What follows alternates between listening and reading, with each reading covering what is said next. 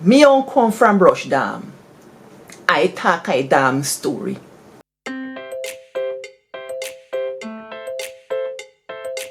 Hello and welcome.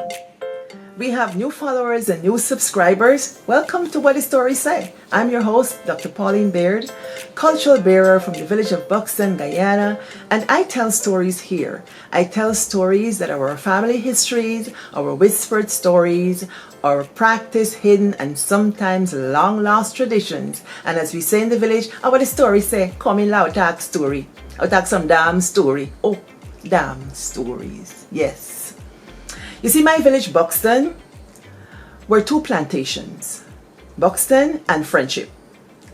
And they come together and we call it Buxton. We are famous and infamous in history. But that's a story for another time. You see, Buxton is in the annals of history for many things. And there's a famous story that we all know about the woman Satira who been at the Bamboo Dam. And Bamboo Dam, they are Buxton. And so I want to talk about dam story, because we got a number of dams in the village. And for those of you who don't know Buxton and all my little family them so, who just know us as Auntie Days and Auntie Pauline and Auntie Dade and so on, they don't know we story, yeah, pull up, hear the story. Buxton got a number of dams. And for the Buxton people listening, let me count the dam them. First dam, we coming from Georgetown side. We get Sideline Dam. That is still a mud dam. In my childhood, it was a mud dam. Still mud dam. Things happen at mud dam, you know. Yes, things that me not know, but things I did know. I remember Dar Sanko nearly drowned. A Sideline Dam trench. I know the story with Papa and his son, Ada. When thief come for attack Ada and walk my Sideline Dam. Talk off, left off. You see them, the talk about the story them for the dam, but Jay the girl and so Jenny not belong a Buxton. The talk about Sanko if he love about the dam, and then I belong a Buxton. I was to talk about his own Buxton dam story. Yeah, come now talk about the dam. The second dam I want to talk about is Company Dam. Company Dam is located between Buxton Middle Street. You get Buxton Middle Walk, then you get Buxton Middle Street. And the next dam over going to the east is called Company Dam. And that dam is a mud dam. It's still a mud dam. When I was a kid, it was a mud dam. It's still a mud dam today. The dam famous, you know. I remember Joanna. Yes, if you don't remember, I'm going to tell you again. Joanna was a girl. In my time, she was a girl growing up at Company Dam opposite them Ford. Them they been get Baku. Baku is this small, demonic creature. He can shape ship, you know. He can get small, so I'm going battle. And Baku, when you get Baku, a rich people get Baku, you know, and just bring them riches. But if you treat a Baku bad, you don't give him milk and banana, he can turn your life upside down. Well, Joanna Baku used to perform when we were in a picnic. I try to ask you pat on them and things so. So Company Dam was famous dam. Joanna and she Baku. Let me see, the next dam is Brush Dam. Brush Dam come between Friendship Millowalk and Vigilance. That was a dirt dam. Dirt road. I grew up on the dam. Front side of my grandmother and back dam side by my mother and my father. And then I get two more dam.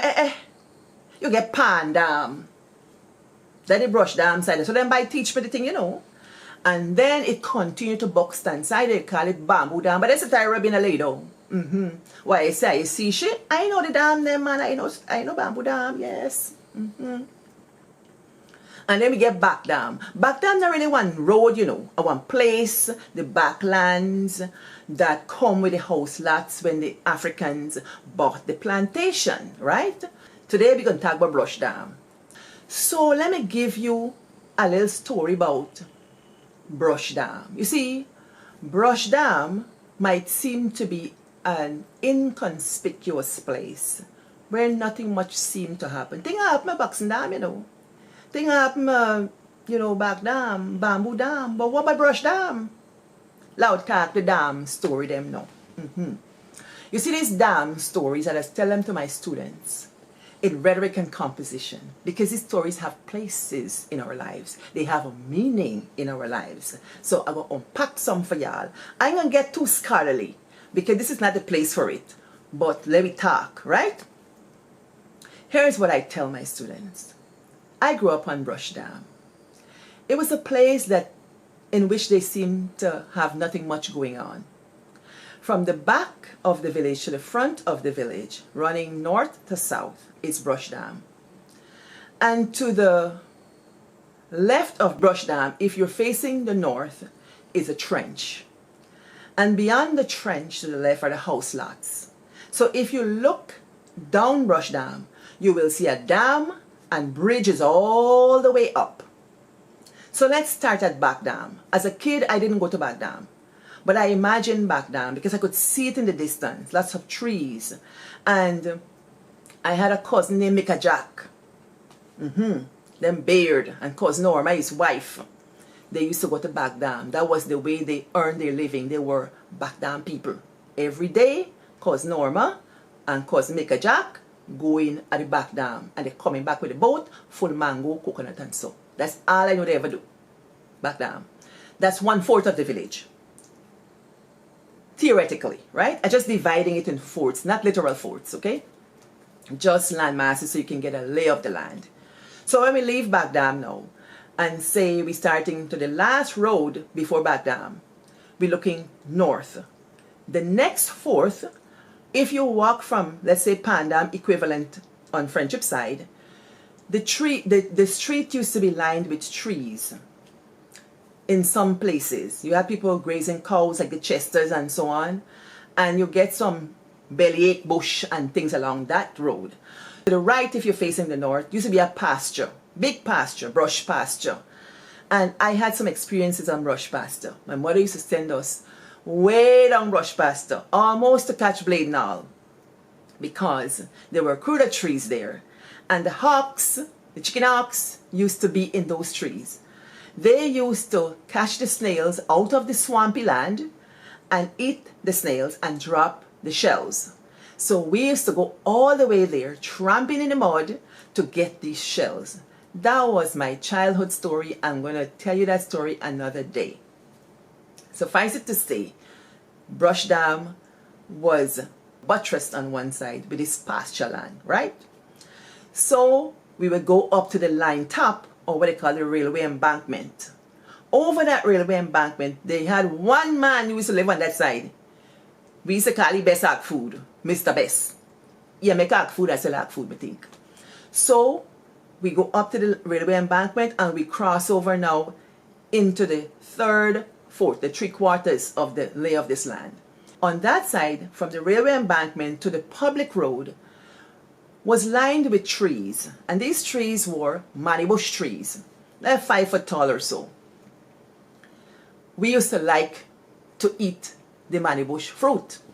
You see, manibush was good for old people because they get the leaves, a kind of a cylindrical or spherical shape, and they would grind the leaf so in the hand and squeeze the juice on your body if you get sores and eczema. That was for the healing of the nations. But it was a paradise for young children because we get boro for go eat.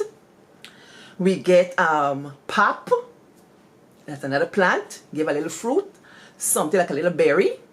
And they had another kind of a thick leaf thing. I don't remember what they called that.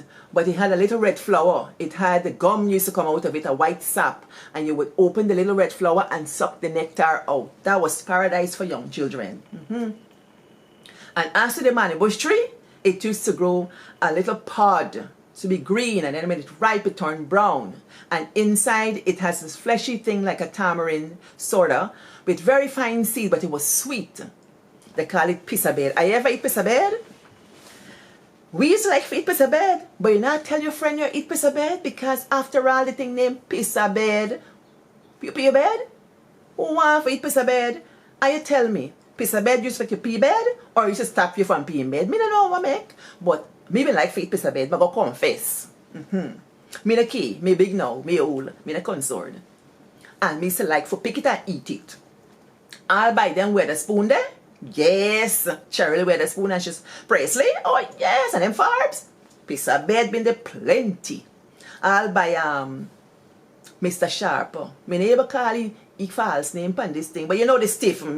Stiff. Mr. Sharp though. All they get piece of bed with glory for picnic. So we going up Brush Dam. When we cross over Brush Dam to the last quarter, as I determined, you can look at this road all the way to the Atlantic Ocean.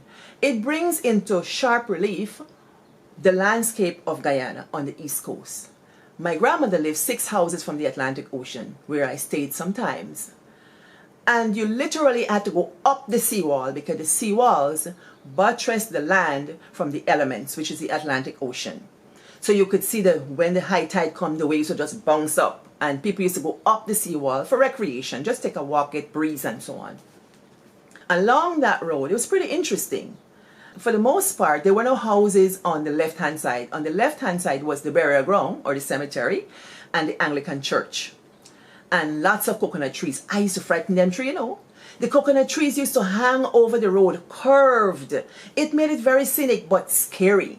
So we used to take edge when we going down. My mother sent me to my grandmother for bread. So when I go in for the bread, I'm watching the coconut tree and I take one run off. You take edge and you run like a crazy. You pass the coconut tree because you're frightened to fall by your head. Like how we one picnic in here from another village. When you're walking along the street, there were holes in the ground on Brush Dam.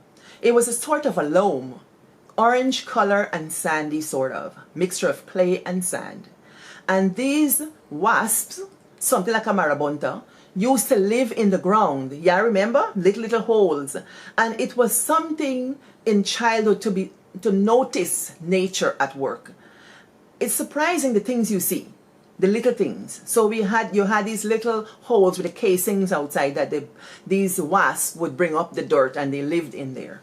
So you had to be careful they don't sting you. But they never stung anybody else, I know. On the right hand side used to be them Sam Lal. Sam, hey! Sam Lal on that side and some other people, mostly East Indian people. And my friend Aruna live over there. You pass the man's on your left and you went all the way down till you start to meet homes of people that I knew very well. On the right hand side, on that pasture side, you had the Bacchuses, Quentin Bacchus and his family. There's a whole tribe of them, plenty of them, and over 13 of them over, plenty. And with the patriarch Hatatam and the matriarch Miss Madeline, who we used to call Cookie Mado. They were hustlers. Talk about hard-working people. Hard-working people. These are the people who don't make history. But hey, now on my watch, they got talking this story. You're talking about dam story, let me talk. Them is people who make dam, who make village, Cookie Mado and Tam, and all the children. On the left-hand side, you had the Asanas, the Dolphins, the Heligas, the Barnwells. These are children, you know. These families had children for so. Brush Dam front had plenty picnic. You get them Sullivan, you get them Barnwell, you get Wendy Sullivan and she tribe. Wendy used to live with she great aunt and mother there. And then you get some other people, Gail and what the brother name, I can't remember what his name, Edmund. Then you had Swappy Lady. You get Ali them Laundry, Miss Sylvie, and so on. Then you get me auntie, you get Mr. Brinley on the right hand side. You get all the Beards at live with my grandmother, the Watson and Griffith. Then you go over, you get them Abrams in the street, you get Ann Sullivan and them Noreen and all of them. You get Dolores and Orville, and you're going all the way up. Plenty children.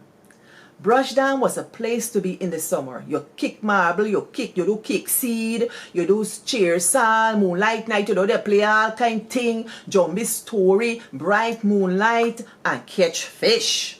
Sonox a trench. And my grandmother gonna market, we there in the trench, so but I swim. Alexa look for you now, but it didn't matter. It would seem that nothing happened, in particular, on Brush Dam. But Brush Dam holds a very special place in my life, and I'm going to tell you why. Lands in Buxton tend to get flooded because of this irrigation system that it inherited. You see, to tame the land, the colonialists had to make canals, which I call the arteries of the village, to irrigate the water in and off the land. And when the Quakers became overwhelmed because the Atlantic Ocean was at high tide and rain, the May June's rain came, the land would flood because the Quakers were overwhelmed. The Quakers are sluices that would pull the water off the land. And that occurred a lot. So when I was about 7 years old, I stayed with my grandmother for a while. And I remember that one time the rains came. It fell 1 day, 2 days, 3 days, 4 days. After a while, you'll see on the right-hand side, fish start to jump up. And then after that, you don't see them anymore because the trench begins to meet the road. And like I told you before, to access your house lots, you had to go over a bridge. Everybody had a bridge to get over to the house lots. So when the waters rose, the bridges were overwhelmed with water. So you got to navigate these bridges. There came a time when, in order to go to school, my grandmother used to hitch up her frock, tuck it into the panty leg, and put me on her back and carry me to the street head, Watson Street. Now, my grandmother was a Watson. So the patriarch and the matriarch of that family live at the head at Watson Street at Old Road. And you got head house. So Watson Street was my grandmother people's street. So she would carry me to Watson Street, which was just one bridge away from my grandmother's bridge. So I'd go over there, she'd put me down, put on my shoes, and I'd go to school. One time, when she came for me, the entire brush dam by our side was totally flooded. You can't see bridge, you can't see trench, you can't see road. My grandmother carried me on her back. One day, when I left for school and she dropped me at the street edge, she said, when you come back, call me.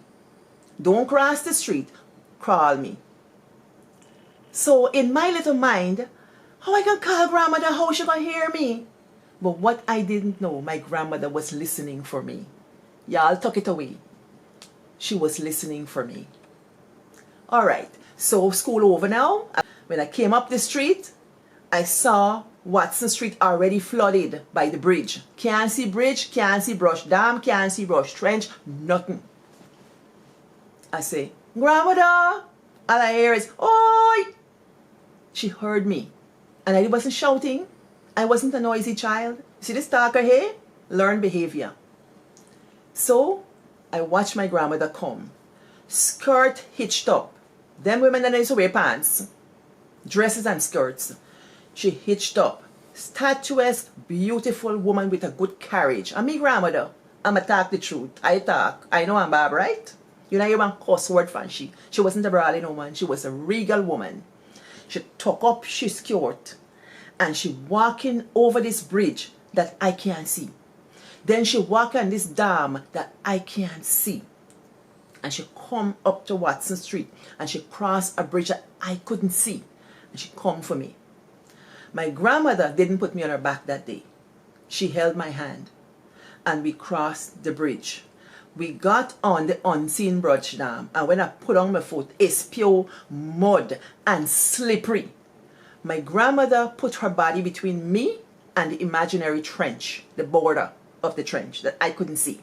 She held me on the left side, a firm grip, and we started to walk. My little feet began to waver. She said, bury your toes. Pickney, bury your toes. And I buried my toes. Let's unpack this story. There are knowledgeable others in our lives. And how do they teach us to navigate life? Sometimes they have to carry you on their backs. And I'm going to say this to the children who wrote Common Entrance, who wrote the exams, and to adults, however you want to unpack it. They carry you. Adults teach you and they carry you a lot of your lives. But there comes a time when they cannot carry you anymore. You have to grow up and you have to put your foot in water. You got to put your foot in mud, and the mud don't feel good. You're slippery and you're like a little garland. You're like a little cardboard. You're shaking your leg. You're like a baby cow. You're wobbling. That's how it was. And when my feet slipped, lesson number one, my grandmother held my hand and she grabbed me, kept me firm. Lesson number two, she didn't just tell me what to do. She demonstrated what to do. She unpacked her way of navigating the earth, navigating the floodwaters, navigating the slippery earth, the dam. Bury your toes. She did practice and theory. She didn't just tell me what she bury she do. Because if she can walk there and tell me how to do it, so. Sometimes we don't want to tell people how to navigate life. We don't want to share the secrets because we think we want to get knowledge. Somebody call it the only end syndrome. Yeah, I'll figure it. I'm going to say the bad word. The only end As syndrome. adults, we Because forget can't tell each and we other do how this. to navigate. My grandmother taught me how to navigate. And it happens in families too, yeah. And the whispered stories of the family. You don't tell your sister or your cousin. Because you don't get brighter than you. My grandmother showed me how to do it.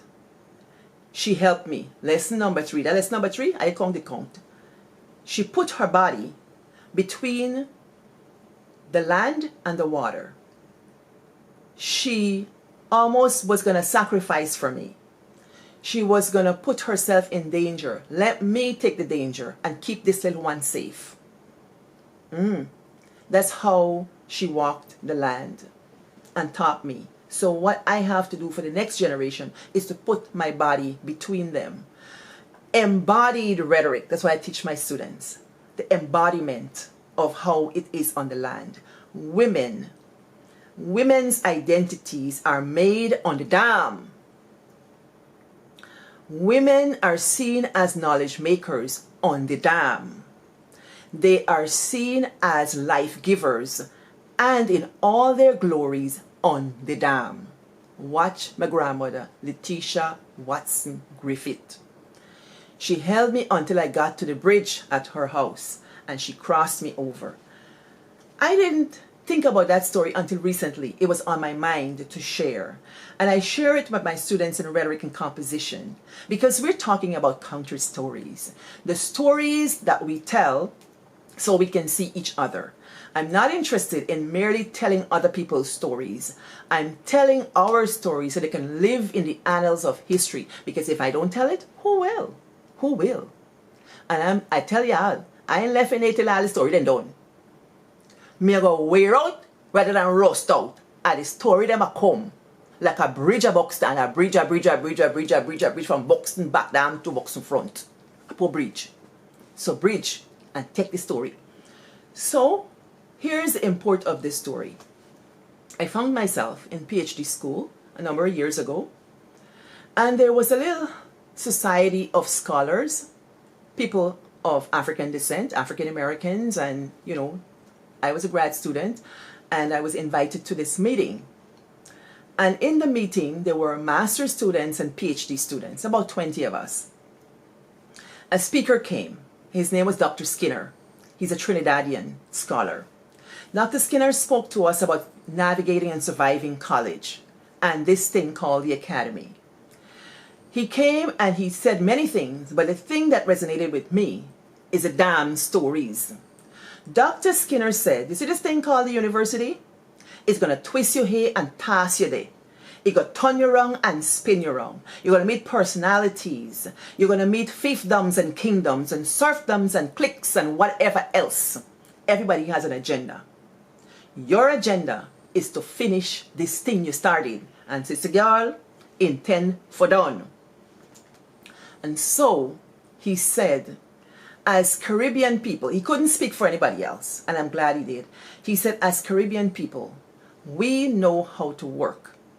Work ethics, our work ethics are built on the land. He said, as a Caribbean man, in order to navigate this space, he goes back to the village, to his country, and he said, dig deep. Dig into the stories of your people. Dig deep into the stories of the women and men in your life. Your auntie, your cousin, your uncle, all of them. From their stories, you excavate the stories of power and you own them and you navigate the academy. This thing called the academy, and I say life. What are the stories that were given to you? Who are the women? You see behind me is my grandmother, Aunt Bob, my great aunt, Aunt Ivy, that is Ukashiman Ivy, my auntie, Baby Daff, my mother, Megan, my uncle Seaton, all them people, they're behind me. I think someone said that Maya Angelou said, I stand as one, I come as 10,000. So when I walk the academy and in my spheres of life, I stand as one, this proud Buxtonian woman, not because I'm haughty, but because I want to carry my people with all the regality I can. And also I can get very ratchet too, you know. Yes, because I come from ratchet people. You see friendship woman? Friendship woman they're not easy. They say boxing people bad. I ain't meet friendship people yet. What tell you about friendship people? You see all the boxing people start training business there? What tell you? But them friendship people. Me dig them out of the annals of history and I'm going to lay them out for you. Those are the stories that I come from. Women who will not be silenced. Women who will be seen and heard. Now today I've shown you my grandmother. She's seen and she's heard. From that woman I get my motivation. Who carried you? Who taught you to bury your toes? Pon which dam? Me on come from Brush Dam. I Taak De Dam Story. Wow, good.